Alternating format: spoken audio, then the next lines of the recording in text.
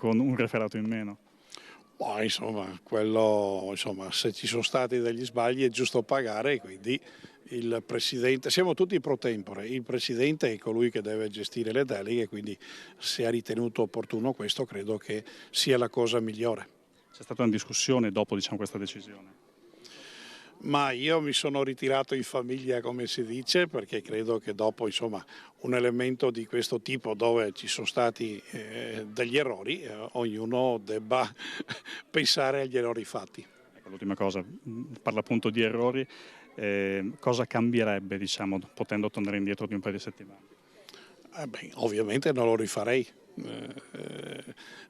Ho capito anche da questa esperienza che siamo istituzione H24 e saremo giustamente istituzione H24, non ci sarà e non ci saranno giustamente più profili personali. Valuta però che ci sia stato, secondo lei, un accanimento o qualcosa del genere, insomma una reazione forte rispetto a quello che ha fatto? No, non lo voglio commentare, il giudizio sta agli altri, io ho capito di aver ovviamente sbagliato e quindi chiedo venia.